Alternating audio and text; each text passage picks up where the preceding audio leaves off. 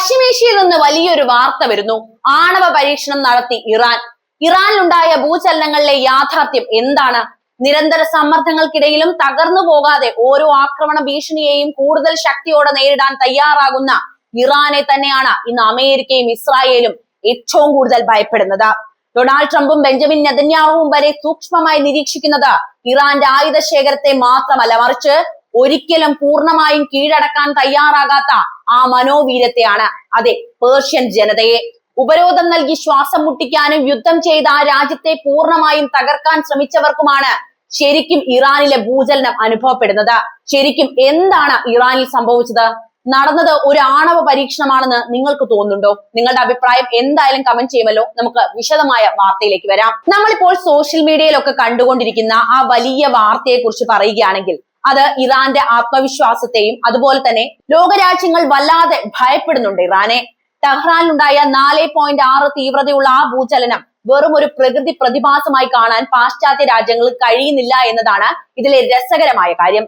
ശരിക്കും പറഞ്ഞാൽ ഇറാൻ വർഷങ്ങളായി നേരിടുന്ന ഉപരോധങ്ങളെയും സമ്മർദ്ദങ്ങളെയും അതിജീവിച്ച് സ്വന്തം കാലിൽ നിൽക്കാൻ ശ്രമിക്കുമ്പോൾ അവർ എന്ത് ചെയ്താലും അത് ലോകത്തിന് വലിയ അത്ഭുതം തന്നെയാണ്, അല്ലേ? നമ്മുടെ ജീവിതത്തിലേക്ക് വരികയാണെങ്കിൽ നമ്മുടെ ഒരു അയൽവാസി വലിയൊരു വീട് പണിയുമ്പോൾ അവർക്ക് അത്രയും പണം എവിടെ നിന്ന് കിട്ടിയെന്ന് ചുറ്റുമുള്ളവർ സംശയത്തോടെ നോക്കാറുണ്ട്, അല്ലേ?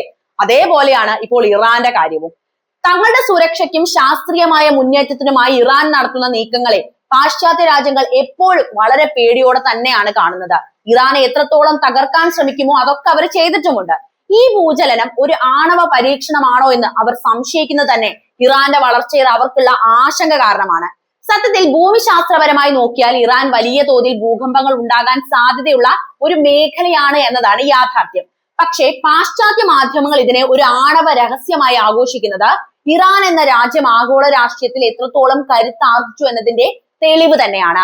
അതായത് നിലവിൽ വലിയ സംഘർഷങ്ങൾ നടക്കുന്ന ഒരു കാലഘട്ടത്തിൽ ഇങ്ങനെ ഒരു ഭൂചലനം ഇറാനിൽ നിന്നുണ്ടാകുന്നത് ആണവ പരീക്ഷണമാണ് എന്ന് അവർ അടിവരയിട്ട് വിശ്വസിക്കുന്നു.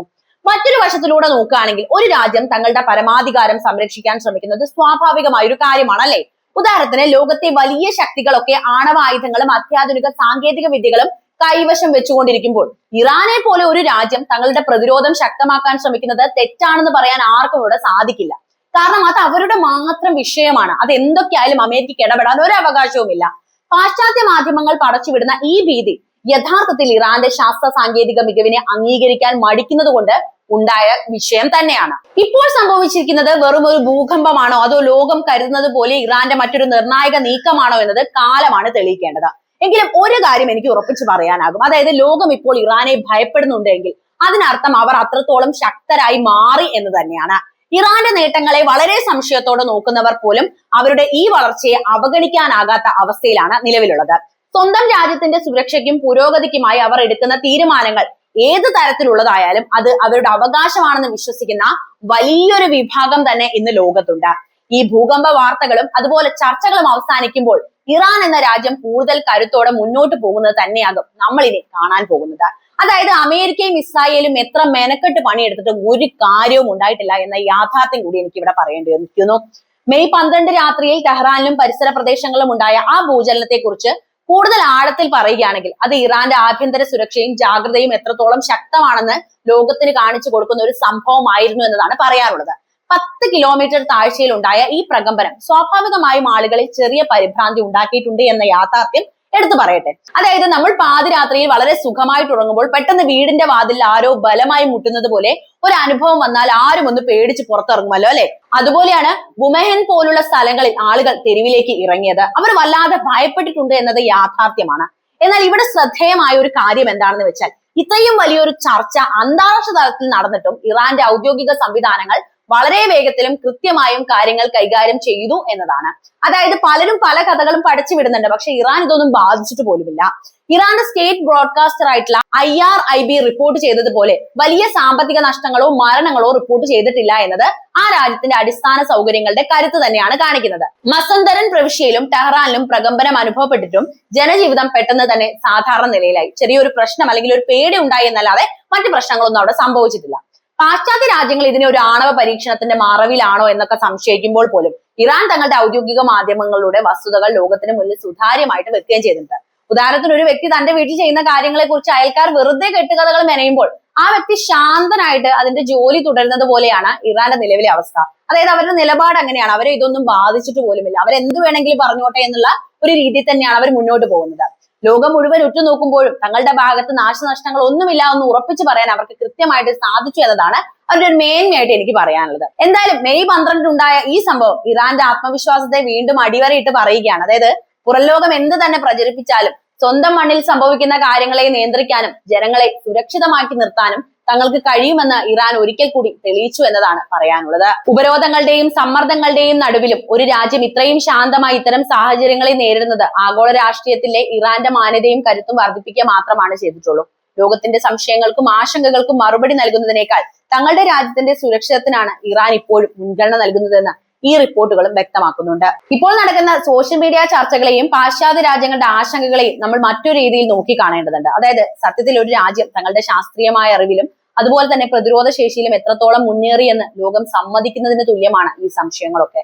അവർ പറയുന്നു ഇറാൻ ഒന്നുമല്ല, ഇറാൻ നശിച്ചു എന്ന് പടച്ചുവിടുന്നുണ്ടെങ്കിലും ഇത്രയും ഭയമല്ലെങ്കിൽ അവരെന്തിനാണ് കാണിക്കുന്നത്? അമേരിക്കയും ഇസ്രായേലും പതിറ്റാണ്ടുകളായി ഇറാനെതിരെ ഉയർത്തുന്ന ആരോപണങ്ങൾ പുതിയ കാര്യമല്ല അല്ലെ? പക്ഷെ ഓരോ തവണയും ഇറാൻ തങ്ങളുടെ ആത്മവീര്യം തെളിയിച്ചുകൊണ്ടിരിക്കുകയാണ്. ഇവിടെ പരാജയപ്പെടുന്നത് അമേരിക്കയും ഇസ്രായേലും തന്നെയാണ്. ഉദാഹരണത്തിന് ഒരു ക്ലാസ്സിൽ എപ്പോഴും ഒന്നാമത് വരുന്ന ഒരു കുട്ടിയെ നോക്കി അവർ കഷ്ടപ്പെട്ട് പഠിച്ചിട്ടില്ല, മറിച്ച് എന്തോ കള്ളത്തരം കാണിച്ചിട്ടാണ് ജയിക്കുന്നതെന്ന് മറ്റു കുട്ടികൾ അസൂയോടെ പറയുന്നത് നമ്മൾ കണ്ടിട്ടില്ലേ? നമ്മുടെയൊക്കെ സ്കൂൾ ജീവിതത്തിൽ നമ്മൾ അത് അനുഭവിച്ചിട്ടുണ്ടാവും അല്ലെ? അല്ലെങ്കിൽ നമ്മളത് പറഞ്ഞിട്ടുണ്ടാവും. അതുപോലെയാണ് ഇവിടുത്തെ കാര്യം. വർഷങ്ങളോളം നീണ്ട സാമ്പത്തിക ഉപരോധങ്ങളും മറ്റ് പ്രതിബന്ധങ്ങളും ഉണ്ടായിട്ടും ഇറാൻ തളരാതെ മുന്നോട്ട് പോകുന്നത് പാശ്ചാത്യ ശക്തികൾക്ക് ഉൾക്കൊള്ളാൻ സാധിക്കുന്നില്ല. അതുകൊണ്ട് തന്നെയാണ് സാധാരണ ഒരു ഭൂചലനം പോലും അവർ വളരെ ഭീതിയോടെ നോക്കുന്നതും അതിന് പിന്നിൽ വലിയ രഹസ്യങ്ങളുണ്ട് എന്ന് പറഞ്ഞു പരത്തുകയും ചെയ്യുന്നത്. ഇവിടെ നമ്മൾ ഏറ്റവും കൂടുതൽ മനസ്സിലാക്കേണ്ട ഒരു പ്രധാനപ്പെട്ട കാര്യം എന്താണെന്ന് വെച്ചാൽ ഇറാൻ എന്ന രാജ്യം തങ്ങളുടെ സുരക്ഷയുടെ കാര്യത്തിൽ ഒട്ടും പിന്നിലല്ല എന്നതാണ്. ഒരു രാജ്യം തങ്ങളെ സംരക്ഷിക്കാനുള്ള കരുത്ത് നേടിയെടുക്കുന്നത് അവരുടെ അവകാശമാണ്. ലോകത്തെ വൻ ശക്തികൾക്കാകാം ഇറാന് പാടില്ല എന്ന പാശ്ചാത്യ രാജ്യങ്ങളുടെ ഇരട്ടത്താപ്പാണ് ഇവിടെ പ്രകടമാകുന്നത്. ഇറാൻ എന്തുകൊണ്ട് കഴിയുന്നില്ല എന്നത് വലിയൊരു ചോദ്യവുമാണ്. ഉദാഹരണത്തിന് വലിയ ആയുധ ശേഖരമുള്ള ഒരാള് തന്റെ അയൽക്കാരന്റെ കയ്യിൽ ഒരു ചെറിയ കത്തി കണ്ടാൽ പോലും ഭയപ്പെടുന്നത് പോലെയാണ് അമേരിക്കയുടെയും ഇസ്രായേലിന്റെ ഇപ്പോഴത്തെ അവസ്ഥ. അതായത് അവർക്ക് ഭയങ്കര പേടിയാണ്. ഇസ്രായേലിന്റെ കയ്യിൽ വരെ ആണവായുധങ്ങളുണ്ട്. ഇറാന്റെ ഓരോ ചലനവും തങ്ങളുടെ ആധിപത്യത്തിന് ഭീഷണിയാകുമെന്ന് അവർ കരുതുന്നുണ്ട്. മാത്രമല്ല പശ്ചിമേഷ്യയിൽ അവരുടെ കൃത്യമായ ഒരു ശത്രു എന്ന് പറയുന്നത് ഇറാൻ തന്നെയാണ്. ഇപ്പൊ നടക്കുന്ന ചർച്ചകളിലൂടെ ഒരു കാര്യം നമുക്ക് ഉറപ്പിക്കാം, ഇറാൻ എന്ന ആഗോള ശക്തി ഒരു അനിവാര്യ ഘടകമായിരിക്കുന്നു. അത് വെറും ഒരു പ്രകൃതിദത്തമായ ഭൂചലനമാണെങ്കിൽ പോലും ലോകം അതിനെ ഇത്ര ഗൗരവകരമായി ചർച്ച ചെയ്യുന്നുണ്ടെങ്കിൽ അതിനർത്ഥം ഇറാന്റെ നിഴലിനെ പോലും ശത്രുക്കൾ ഭയപ്പെടുന്നു എന്ന് തന്നെയാണ്. തങ്ങളുടെ ലക്ഷ്യങ്ങളിൽ നിന്ന് പിന്മാറാതെ സ്വയം പര്യാപ്തത കൈവരിക്കാനുള്ള ഇറാന്റെ ശ്രമങ്ങൾ വിജയിക്കുന്നതിന്റെ ഏറ്റവും വലിയ തെളിവാണ് ഇപ്പോൾ പുറത്തു വരുന്ന ഈ വാർത്തകളും ലോകരാജ്യങ്ങളുടെ അനാവശ്യമായ ആശങ്കകളും ഒക്കെ അല്ലെ? ഈ കരുത്ത് തന്നെയാണ് ഇറാന്റെ ഏറ്റവും വലിയ വിജയവും എന്നതാണ് എനിക്ക് മനസ്സിലാക്കാൻ കഴിയുന്നത്. എന്തായാലും ഈ ഭൂചലനത്തെ പാശ്ചാത്യ രാജ്യങ്ങൾ വലിയ ഭീതിയോടും സംശയത്തോടും തന്നെയാണ് നോക്കുന്നത് എന്ന കാര്യത്തിൽ സംശയമില്ല. ഇത് വെറും ഒരു പ്രകൃതി പ്രതിഭാസമല്ല, മറിച്ച് ഇറാന്റെ രഹസ്യ ആണവ പരീക്ഷണങ്ങളാണെന്നാണ് അവരുടെ വാദം. സത്യത്തിൽ ഇറാന്റെ വളർച്ചയിൽ അവർക്കുള്ള കടുത്ത ആശങ്ക തന്നെയാണ് ഇതിലൂടെ പുറത്തു വരുന്നത്. അവർ പറയുന്നത് എന്താണ്? ഇറാൻ നശിച്ചു, ഇറാൻ ഒന്നും കഴിയില്ല, ഇറാന്റെ എല്ലാം അമേരിക്ക തകർത്തു എന്നൊക്കെയാണ്. എന്നിട്ടും അവർ ആശങ്കപ്പെടുന്നുണ്ട്. ഒരു വ്യക്തി സ്വന്തം പരിശ്രമത്തിലൂടെ വലിയ നേട്ടങ്ങൾ കൊയ്യുമ്പോൾ അത് കണ്ട് അസൂയപ്പെടുന്ന അയൽക്കാരെ പോലെയാണ് പാശ്ചാത്യ ശക്തികൾ എന്നാണ് എനിക്ക് തോന്നുന്നത്. പതിറ്റാണ്ടുകളായുള്ള ഉപരോധങ്ങളെ അതിജീവിച്ചുകൊണ്ട് ഇറാൻ കൈവരിക്കുന്ന ശാസ്ത്രീയമായ മുന്നേറ്റങ്ങളെ അംഗീകരിക്കാൻ അവർക്ക് സാധിക്കുന്നില്ല എന്നത് മറ്റൊരു പ്രധാനപ്പെട്ട കാര്യമാണ്. സ്വന്തം രാജ്യത്തിന്റെ സുരക്ഷയ്ക്കും അതുപോലെ സമാധാനപരമായ ആവശ്യങ്ങൾക്കുമായി സാങ്കേതിക വിദ്യ വികസിപ്പിക്കുന്നത് ഏതൊരു രാജ്യത്തിന്റെയും അവകാശം തന്നെയാണ്. അതിന് തടയിടാനാണ് അമേരിക്കയും ഇസ്രായേലും ഇവിടെ ശ്രമിക്കുന്നത്. അതേസമയത്ത് അമേരിക്ക എല്ലാ കാര്യങ്ങളും ഇസ്രായേലിന് നൽകിയിട്ടുമുണ്ട്. ഈ ഭൂചലനത്തെ പാശ്ചാത്യ മാധ്യമങ്ങൾ ആഘോഷിക്കുന്നത് തന്നെ ഇറാന്റെ നിഴലിനെ പോലും അവർ ഭയപ്പെടുന്നതിന്റെ തെളിവാണ്. മറ്റുള്ളവരുടെ ഭീഷണികൾക്ക് മുന്നിൽ തലകുനിക്കാതെ തങ്ങളുടെ പരമാധികാരം സംരക്ഷിക്കാനുള്ള ഇറാന്റെ കരുത്താണ് ഇവിടെ വീണ്ടും വെളിപ്പെടുന്നത്. ശത്രുക്കളുടെ ഈ അനാവശ്യ ഭീതി യഥാർത്ഥത്തിൽ ഇറാന്റെ ആത്മവിശ്വാസത്തെയും ആഗോള രാഷ്ട്രീയത്തിൽ അവരുടെ പ്രാധാന്യത്തെയും തന്നെയാണ് അടിവരയിട്ട് പറയുന്നത്. എന്തായാലും ഈ ഭൂചലനം പ്രകൃതിദത്തമാണ് എന്ന് ഇറാൻ പറയുമ്പോൾ മറ്റു പലരും മറ്റു പല കഥകളുമാണ് ഉണ്ടാക്കുന്നത്.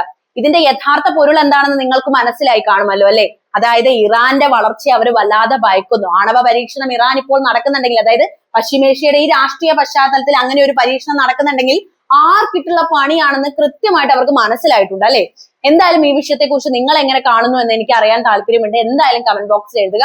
അപ്പോൾ വീഡിയോ ഇഷ്ടമാവുകയാണെങ്കിൽ ലൈക്ക് ചെയ്യാനും ഷെയർ ചെയ്യാനും ചാനൽ ഒന്ന് സബ്സ്ക്രൈബ് ചെയ്യാനും ശ്രദ്ധിക്കുമല്ലോ.